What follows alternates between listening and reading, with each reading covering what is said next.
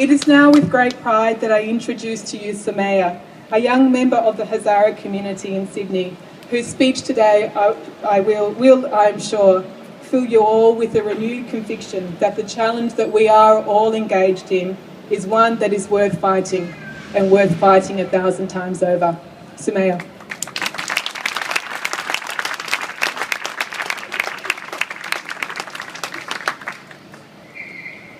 The broken boat, the storm at sea, haste and declination proved better to last out 1,000 refugees.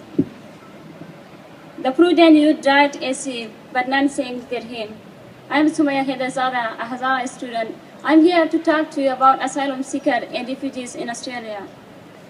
Refugees are those who have escaped danger, fleeing their country to seek asylum in another country for the sole purpose of claiming back their basic human rights. Hazara are people who have escaped and faced persecution wherever they have been. Historically, with the rise of Taliban, the Hazara people have been particularly targeted in ethnic and religious killings and have been forced to leave their native country and settle in new lands in the hope that rise would be better protections. As Hazara, we are a nation that has 1,000 roots, but we are parted all around the world. We are not safe in our own country, Afghanistan. We sought safety and security in Pakistan, Iran, but once again we were targeted there.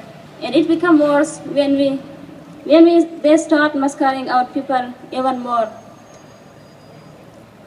We now have a large group of Hazaras spreading across all corners of the globe. We have become separated from our native soil, separated from our families and loved ones, but Australia is a place where anyone can seek asylum. It's a place where we came to gain happiness. It's where we find peace, where hope can lighten our hearts once again after the obstacle we have faced in the terror in our own lands. As Hazara, I feel like a nomad wandering around the world looking for safety and protection. But more than that, I'm looking for a place where I can share my unique talents, abilities, and contribute to making the world a better place. I'm also a refugee and asylum seeker, finally resting in this peaceful country, finally taking peaceful breath without fear of persecution and death. Like my own family, we have fled Afghanistan and moved to Pakistan for safety, but couldn't find it there either. My brother was forced to leave the country and cross the sea for the hope of better living. He got here. It took him many years to settle down until he brought us here. But alas, my sense of sanity is limited like so many others Hazara living in Australia. Our hearts are not in peace as we left behind our people, and our days are marked by the news we receive of fresh tragedies back home. How can we look forward when we see our people are in that condition? We see them coming towards Australia to seek asylum, but they give their last breath away in the depth of cruel ocean that's unsparing. Hundreds of bodies are now in the tombs of sea animals as those hopeful people find their final resting place upon the waves with no one there even to collect their remains. But when we cross the seas and land here, the system makes us feel even more hopeless. Those more recently arrived now fall victim to the new processes that Australian government uses to deter those in desperate need.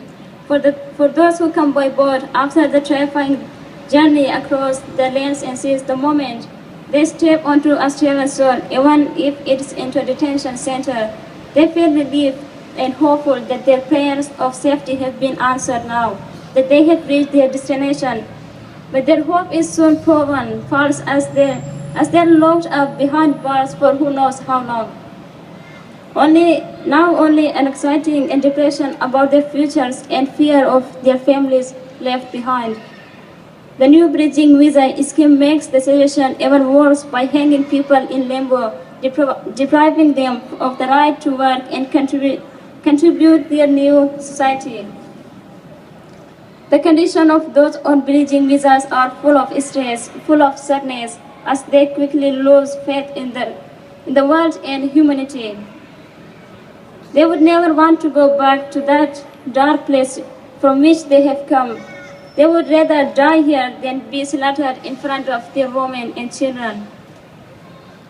These asylum seekers need to be protected in Australia. Australia has obligation under the International Covenant on Civil and Political Rights not to return people who face real risk of violation of human rights. But more than this, Australia has responsibility to show itself a nation with a heart.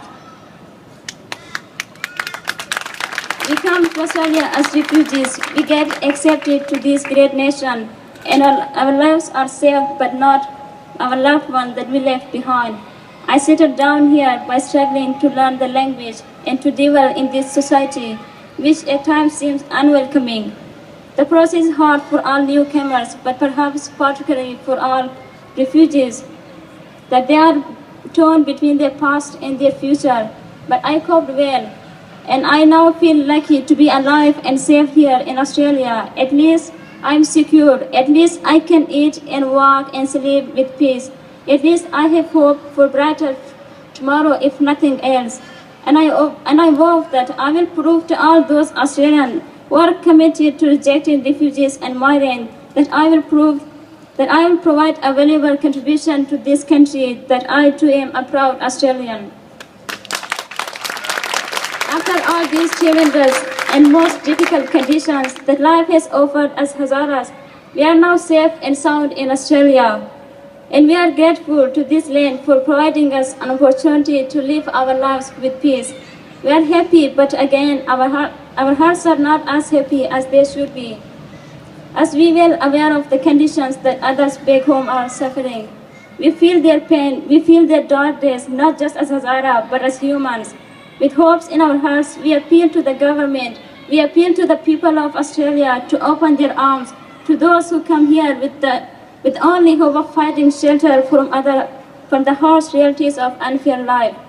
Let's not break their faith in this land and the promises it offers. Let's all unite and support each other in regaining our humanity.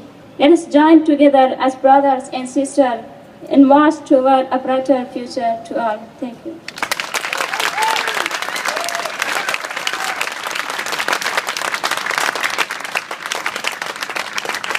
Thank you so much, Nikki and Sumeya, for sharing your experiences and reiterating the realities of Hazara people, especially as they are in our refugee system.